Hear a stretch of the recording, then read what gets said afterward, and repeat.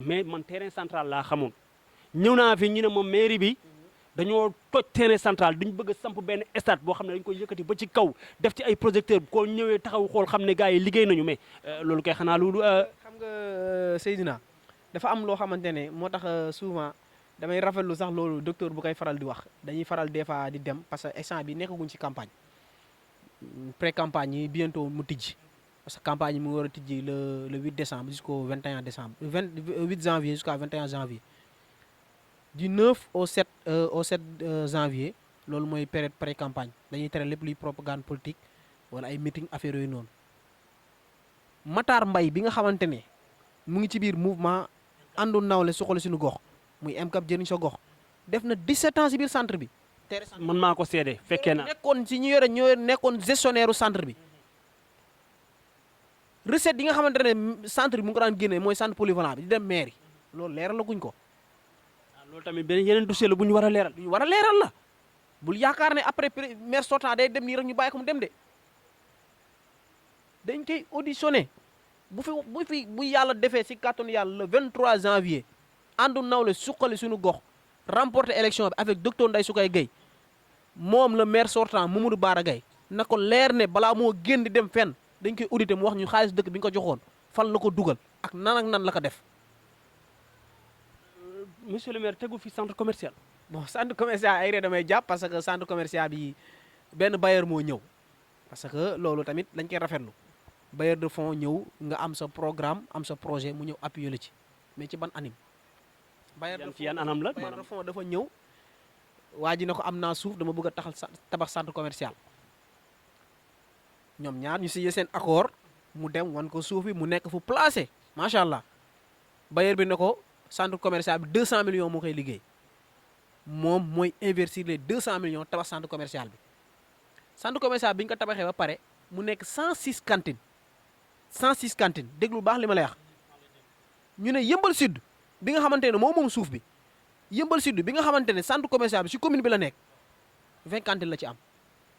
bailleur bi jël 86 cantines jaaduwul man dama doon nangu. bi ñu tabaxee 106 cantines ba pare le maire sortant bi nga xam ne moo fi nekk muy Mamadou Bara Gaye woote appel ci yëmbal ne leen tabax nañ centre commercial comme ni mu ko defee ci ba ñuy inauguré ndax nit ñi ba pare di inauguré waat yëmbal ñëpp dem fa di tàcc na am nañ centre commercial te xamuñu 20 centre commercial tur rek la ñu am 20 cantines la ñu am amuñu centre commercial 20 cantines la ñu am amul solo li gënoon am solo mooy bi mu tabaxee centre commercial ba pare mu woo doomu yëmbal ne leen 106 cantines mu ngi fii dañ koy loué chaque weer par exemple ñu ne weer bu nekk di nga joxe 30 000 mu signé accord ak bailleur bi ne ko une durée de 3 ans wala une durée de 5 ans bu ñu fayee ba nga xam ne 3 ans yi mat na comme ni ñu koy defee ci autoroute à péage beeg yeneen mooy projet d'état yi su ko defee yëmbal sud moom centre commercial bi mais 106 cantines amoo ci lu dul 20 cantines ak ay daggu juuti yooyu nag ak 20 cantines yooyu lan la mën a liggéey yëmbal te li ci gën a garaaw du loolu centre commercial bailleur bi mu koy jaay. prix cantine bi gën a tuuti s'élève à 7 millions bi ci gën a mag benn place 7 millions benn place cantine bu gën a tuuti bu ñu gën a yomb li ñuy jaayee 7 millions bi ci gën a cher c'est à 25 millions parce que j'ai un ami boo xam ne am na fa ñaari cantine benn mu ngi ko jëndee 10 millions benn mu ngi ko jëndee 7 millions. loolu lépp yow da nga koy déplorer. dama koy déplorer. fas yéene xeex loolu. bu baax dañ ko fas yéene xeex ànd seeg. waa yëmbal ànd seeg docteur Ndeye Soukay Gueye ànd seeg la coalition àndu nawle suqali suñu gox. mais campagne yi nan ngeen ko nar a pare déjà pour sillonner déjà yëmbal sud déjà pour convaincre nit ñi pour xamal leen ne lii c'est faux lii mooy vrai pour faire de telle sorte que jour élection yi ñu déplacé wu dem. nee nga population wu yëmbal instant bi yeewu nañu maanaam xam nañu xàmmee nañu ràññee nañu kanay kan ak kanay def la. jamono ji dafa am loo xamante ni nit ñi daaw ñu ko def muy le vote utile. nit ñi dañ daan voté ndax diw moo ma neex dañ daan voté ndax diw sama mbokk la dañ daan voté ndax kii am na lu ma bëgg ci moom mais léegi gars yi yeewu nañ xam nañ lan mooy le vote utile xool ki nga xamante ne mooy njëriñu askan bi xool ki nga xamante ne mooy jariñu gox bi xool ki nga xamante ne kii xam na jafe-jafe askan bi kooku la ñuy voté gars yi nag yeewu nañ léegi koo si ñëw tàllal xaalis day jël lekk. instant bi kookal la yëmbal sud fii kookal la. sud fii nii ñëpp xam nañ ko. parce que xam nga tey jii boo waxee ñu ne ñu ne xaw ma day ràcc jëmale ci kanam mais ñëpp xam nañ ne docteur Ndeye Soukeye Gueye mooy la bonne candidat ici à Yeumbeul Sud. docteur Ndeye Soukeye Gueye mooy la solution. mooy la solution. tous les mots à tous les mots. tous les mots de Yeumbeul. tous les problèmes de Yeumbeul. elle est la meilleure candidate ici à Yeumbeul Sud. démb rek yàlla def na bi ñu doon def ay porte à porte ñu dem nañ ci benn gox boo xamante ne mu ngi nekk naataange. Afia 2 bi ma duggee foofu man damaa jaaxle sax bi ñu duggee tak lan lañ njëkk a wax ni ñu ne y a de l'argent qui gaspille ici tellement que ressource bi fa nekk ñu war ko exploiter te dara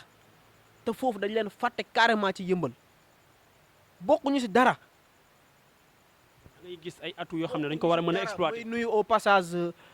président Amadou bi nga xamante ne mooy président association ànd defar suñu gox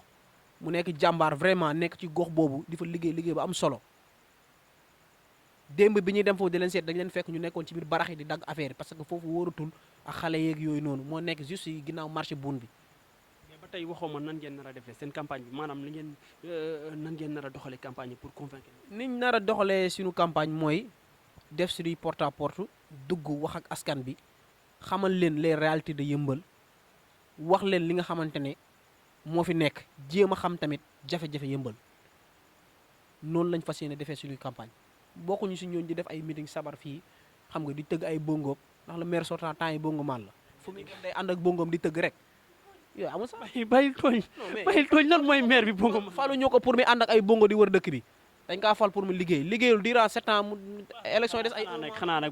nag boo tegee sa meeting nag war nga mën a fexe de telle sorte que affaire bi xaw a xumb tuuti gars yi kuréel mu xam ne fii am na lu fi xew. waaw xam nga kii meeting wala kii woote ay bongo affaire daa bëgg nit ñi gis ko bala nit ñi soxlaa mënuñu laa gis ñun suñu koñ bii nga dëkk fii nga ñëw nii tey 7 ans le maire sortant Bara Gaye mosu fay teg tànkam may profité di jaale waa Yeumbeul di jaale waa Caaray Kaw suñu frère ki nga xamante ne dafa nekkoon di def ay actes yu noble fii ci dëkk bi di xeex violence fii ci Yeumbeul di incarner la sécurité ici à Caaray Kaw muy Cheikh Faye ñu koy jaale toute la famille Fayenne di ko jaale aussi sa xarit muy Pape Faye promoteur Faye production mu Cheikh Faye di nijaay si moom ñu koy jaale askan bi yëpp vraiment mu nekkoon koo xamante ne da doon def une gestion participative ici à Yeumbeul ndax chef de village toog na témoin ko nde lu jiitu avant lii sol na dàllam ñëw ñaari yoon sama kër ne ma papa man dama bëgg a bokk ci xale yi nga xam ne dañuy taxaw tey pour xeex insécurité fii ci Yeumbeul ma bëggoon nga jàppale ma ci mu mun a xool nan laay mën a def ba taxawal un groupement de sécurité ñu fas yéene sécurité gox bi ba ku dugg ci gox bi xam ne Caaray Kaw am na sécurité. Birame, supposons le docteur Soukeye Gueye, maire de la ville de Yeumbeul Sud,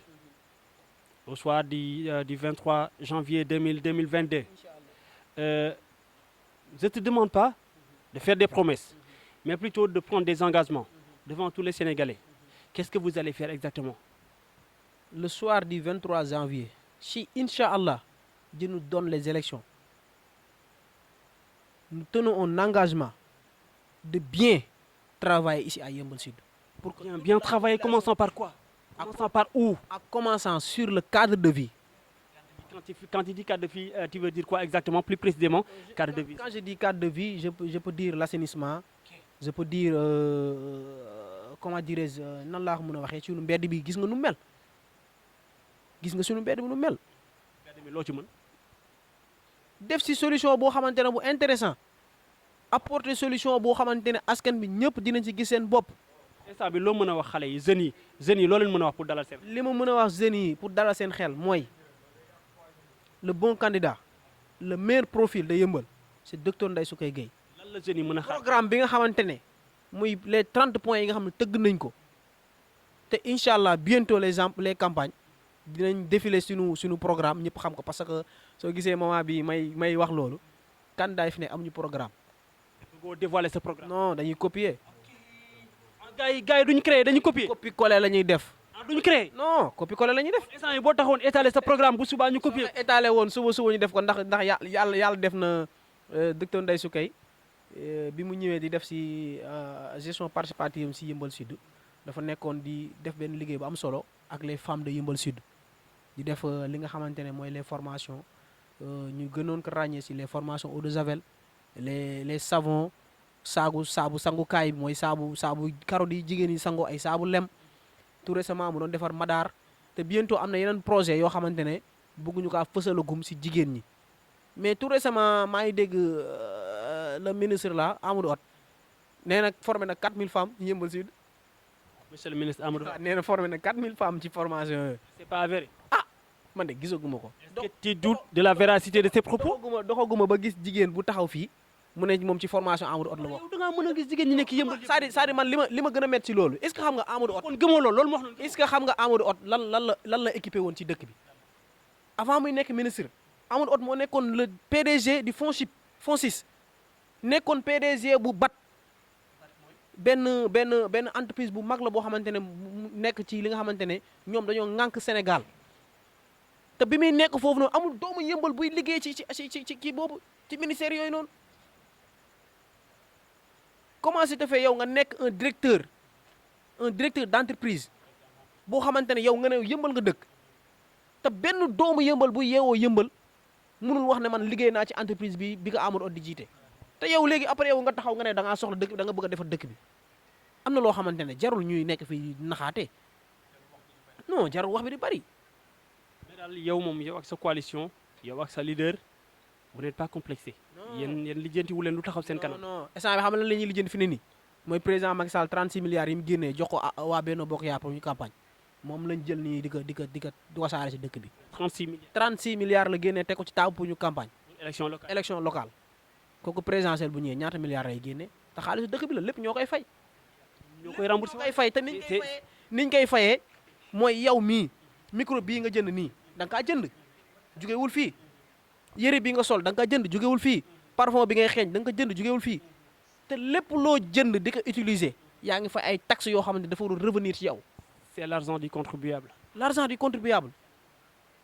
loolu may wax noonu domaine fiscal la. moo tax ma naan gars yi bu leen moo tax ma ne gars yi bu leen mer bay yàq loo leen yàq yéen a koy fay. yéen a koy fay loolu mooy les revenus fiscaux. ak fiscalité mais question de fiscalité yow man sa leader. dégg naa un jour invité nañu ko fi 2S. Babacar moom envoyé benn kii bu ndaw benn vidéo bu ndaw à peu près 30 minutes comme ça. mais maa ngi dégg muy wax ci fiscalité le fisc. parce que dafa wax lu am solo gis nga xam nga loolu domaine am la mu yàlla dogal mu maîtriser ko ba pare jàngal nañ ci loo xamante ne ñun ñii di ay ndawam xam nañ ci tey loo xamante ne ñun sax xamuñu ko woon xam nañ ci loo xamante ne am na ñuy yeewoo Yeumbeul te xamuñu ko. xam nga Yeumbeul tey actuellement on a une population de 200 000 habitants. 200 000 habitants 200 000 habitants Yeumbeul. waaw loolu yow tamit yow def naa yow émission mais yaa ngi ma yokk xam-xam instant yi parce que. Yeumbeul am na une population de 200 000 habitants. léegi dañuy def benn décompte fiscal bu gaaw yow soo xëyee saay boo xëyee li ngay jaay le minimum di nga jaay 1000 francs. minimum di nga jaay 1000 francs xale ba ci xale bi juddu tey. dinañ jaay ci moom lu ëpp 1000 francs ndax dinañ ko jëndal couche à jeter dinañ ko jëndal diw dinañ ko jëndal parfum meew xam nga biberon affaire yooyu noonu gën kaa néew li muy jaay 1000 francs courant bi da nga koy fay ndox bi da nga koy fay te yooyu noonu ngay fay yëpp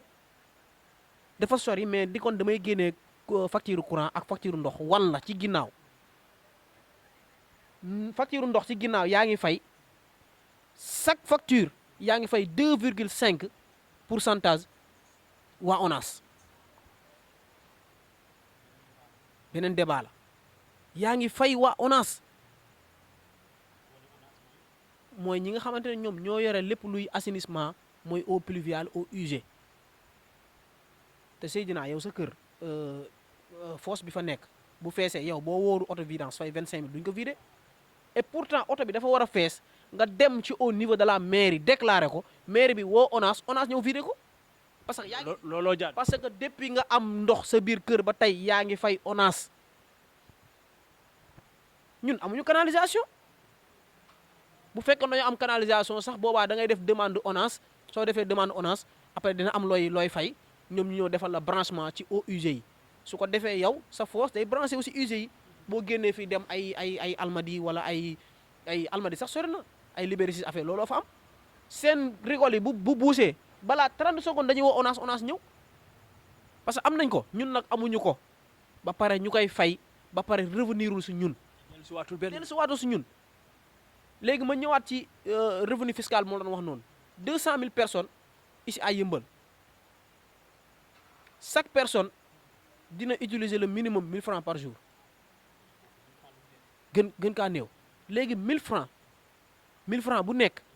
les 18% maanaam ñu xayma ko 200 francs dem na ci keesu état 1000 francs yi ne 200 yi ci keesu état ci keesu état mooy les 18% léegi 18% et 200 yooyu léegi nga jël 200 francs multiplié ko par 200 000 habitants ça te donne 40 millions par jour 40 millions par jour par jour nga jël 40 millions multiplié ko par 30 muy 1 mois ça fait 1 milliard 200 les 1 milliard 200 multiplié ko par 12 ça te donne combien de milliards ma jaxase foofu day sori léegi avec tous les milliards yi nga xamante ne Yeumbeul mu ngi koy jël minimum chaque at Yeumbeul dina contribuer 9 milliards ci keesu état minimum on dit le minimum lu mu deedee waxaguñ ay ndox yi waxaguñ cigarette yi gars yi di jënd di ko toox waxaguñ parfum yi ngay parce que yooyu noonu extérieur lay jógee taxe boobu mu ëpp li ngay fay c'est des 9 milliards et quelques 9 milliards et quelques yooyu ngay jël di ko def ci keesu état te état mënul jël 1 milliard wàccee ko ci Yeumbeul jaaduwul nañ wax li fi nekk keroog bi ma toogee ak Babacar wax naa ko nee naa ko sa waa ji mu ne ma naam ma ne ko affaire yi am équipe de jeunes yoo xam ne ay bopp yoo xam ne ils ont des arguments à faire valoir ñoo xam ne bu ñu waxee xam nga tamit Biram gars yi am na ñuy naxaate mais nag 2+2 yàlla dafa def ñun on a une équipe municipale boo xamante ne vraiment bien déterminée juridique et engagée dama ne daal 2+2 égale 4 naxaate war na fee jeex parce que gis nga kuy wax dëgg bu waxee gars yi nee nañu doom dëgg du rombi nopp xam nga école primaire dañ la doon jàngal 1+1 égale 2 nga dem secondaire ñooy la 1+1 nga ne égale 2 mu ne la non yaa may dégg xam nga tey jàngal nañ la ci école primaire ñu ne 0 mënoo kaa moyen ci 1 te boo demee secondaire 0 mën nañ cee mooy 1 0 mën nañ cee mooy 1 léegi nag mooy kon 2+2 bi nga égal 2 beeg yooyu noonu yëpp yooyu gars yi ñoo koy jéem a sëlëmee nit ñi rek nangam sangam te li ci gën a yéeme du loolu de élection yi ren amul ay vote ay conseil de raw gàddu la wóolu sa bopp suffrage direct soo rawee benn xob yaay gañe affaire bi nekk ci dëkk bi di wax fii nangam sangam di wër di wax nangam di wër di joxe ay xaalis déedéet liggéeyal loo xamante ne ci biir urne nga jéem a raw benn xob. leer ba leer moom mooy jàpp naa ni njuuj njaaj waru cee mën a am parce que. njuuj njaaj ah bu njuuj njaaj di am de man xaw ma fa lay jógee de. léppay leer. kon gars yi nañu waajal le mouvement MCAP àndu nawle suqali suñu gox. nañ leen waajal ci élection locale yi. incha allah li may leeral foofu mooy élection yi nekkul comme élection yi ni mu daan demee maanaam benn vote élection yi cette fois ci 2 votes la maanaam soo duggee ci biir salle de vote bi dafay am les spécimens yi nga xamante ne mooy vote communal am spécimens yi nga xamante ne mooy les votes département yàlla dogal na nag ci naatangoo yi ñuy xëccool fii nii ñoom commune bi rek lañ soxla. docteur Ndeye Soukeye moom kese mooy ki nga xamante ne investi nañ ko li ci département malheureusement waaw Kër Massar looloo waral fii nekk ñaari vote bu fekkoon ñun commune bi rek lañu soxla kon boobaa ñun duñu am li ci département mais yàlla dafa dogal am nañ li ci département docteur Ndeye Soukeye jiitu ko ci commune de Yeumbeul Sud àndu nawle suqali suñu gox mooy premier spécimen bi ngay njëkk a jot département Kër Massar ñun ñooy 2e spécimen bi ngay jot vote bi ni muy demee soo duggee ba joxe sa pièce comme ni mu daan demee da ngay jël vote communal bu fekkee da ngay voté communal nga jël 5 spécimens yi dugg ci bañ gàcce ba tànn ka ngay jël dugal ko te maa ngi wax ñëpp nañ tànn bulletin bi nga xamante ne mooy bulletin bleu bi mooy ànd na la soxla suñu gox nga lem ko mu rafet dugal ko si biir ñëw ba ci kees bi dugal ko fa soo paree wëlbati ko ci beneen table bi gànnaat 6 yooyu noonu duggaat ci urne département dugal ko dugal ba ngay dugal ñëw dugal ko doo ko laal encre parce que encre boo xasee ba laal ko amoo droit voté waat parce que loolu jar na leeral ndax am na ñoo xamante ne jàpp nañu da ngay ñëw jël ñaari rek jël ñaari ngay voté dugal ci enveloppe parce que loolu bulletin nul lay doon ñaari enveloppe ngay jël spécimen benn bu si nekk da nga koy jël dugg soo génne parce que ñaari urnes yi sax bokkul isoloir yi bokkul quoi isoloir communal daa nekk ni isoloir département day nekkee ni Biram damay faral di wax naan yow sama mbër ma naan série di yem ci benn épisode yow c'est la première fois may déplacé wu ñëw seet si la mais xam naa du mujj tey dama lay topp parce que dama ne woon naa ñëw avant ñu dugg ci campagne yi il a fallu ñu toog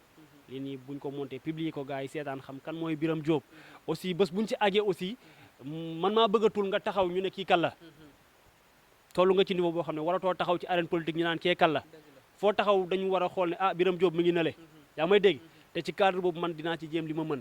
waaw tey li ma indi woon ci question fii laa koy yemale pare wu ma ak yow de dama koy yemale fii rek parce que nee naa la bu ñu toppee question réponse yi mën nañ dérouler 2 heures de temps donc tey li ma indi woon ci question fii laa koy yemale lan ngay tàggatoo ba beneen bon li may tàggatoo xanaa di la remercier tout d'abord ci déplacement bi nga def ñëw parce que temps yombul nga bàyyi sa temps bàyyi sa lépp déplacé ñëw si jëmm ju xeewu gi toog def ak moom interview pour nit ñi xam man maay kan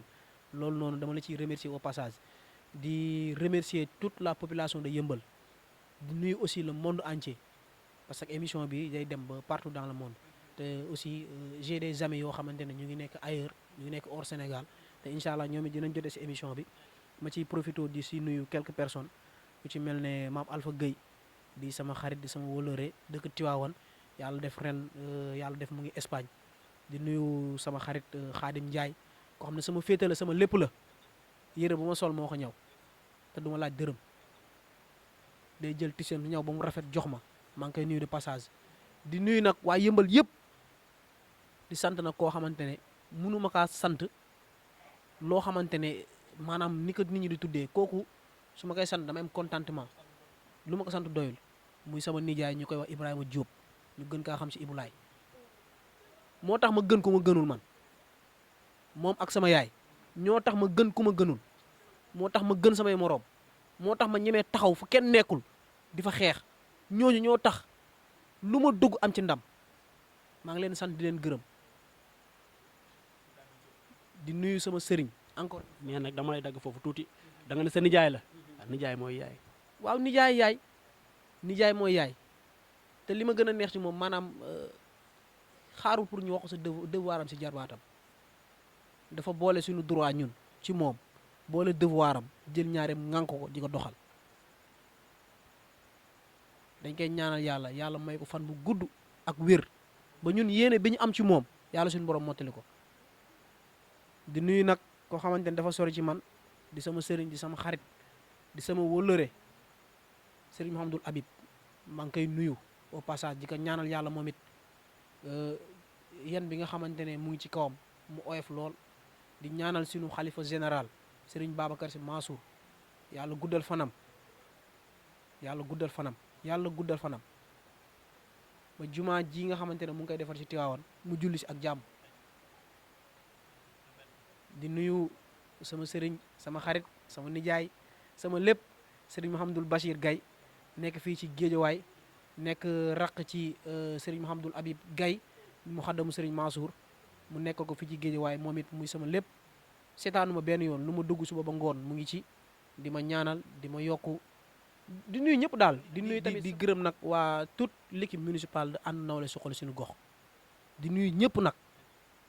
di beral loxo nag docteur Ndeye Soukeye Gueye parce que dafa def suñu lu bari daf ñu xamal lu bari ba pare tourné wàccee boppam di ñu déglu bu ko neexoon mën nañu moo ñu ëpp xam-xam ci anam maanaam jàng ci wàllu yoon ci wàllu électoral ci wàllu lépp mais heure bu ñu toogee kenn ku si nekk dalay delloo cër bi nga moom day toog ñun di waxtaan ak ñun ba ci programme yi nga xam ne tënk nañ ko kenn ku ci nekk dalaa bàyyi nga développé li nga bëgg a développé ba ci suñuy liste bi ñu koy defar ñëwul ne ay jël leen Seyna dugal ko fii jël leen kii dugal ko déedéet daa bàyyi kenn ku nekk wax fa nga bëgg a dugg di profito di la waxaale liste majoritaire bu ànd nawle suqali suñu gox man maay 8e position liste majoritaire au niveau département conseil département de Kër Massar man maay tête de liste majoritaire suppléant waaw di wax gars yi daal bulletin boobu comme ni ma ko waxee sànq mooy bulletin bu baax bi naka ñëpp xàmmee àndu nawle suqali suñu gox borom nag bi ci kaw bi nga xamante ne moom lañ tëbbee ci suratul baqara bii mooy bulletin bu baax bi di nuyuwaat ñëpp di la nuyu di la gërëm di la sant di la ñaanal jàmm di la ñaanal tamit sa site internet bi di Dina 7 TV yàlla yokk ko ba mu nekk télévision ci kàttanu yàlla nga am lu kawe sor jort maa ngi nuyu ñëpp salaamaaleykum wa rahmatullah. Parole de Birame Diop sama gars yi l'émission tire à sa fin tey ñoo ngi woon fii ci Yeumbeul Sud ñëwoon seet si l'espoir mën naa ne le grand espoir de Yeumbeul Sud en l'occurrence Birame Diop mi ngi nii mouvement MCAP avec le docteur Ndeye Soukeye Gueye ñu ngi war a dem élection locale mois de janvier bii ñu jëm nee na leen coalition mooy àndu nawle soxali suñu gox kon loolu mooy bulletin bu baax bi sama gars yi dama leen di joxaat dig daje ba beneen yoon rek kon ziar ziarat jaa ngeen jëf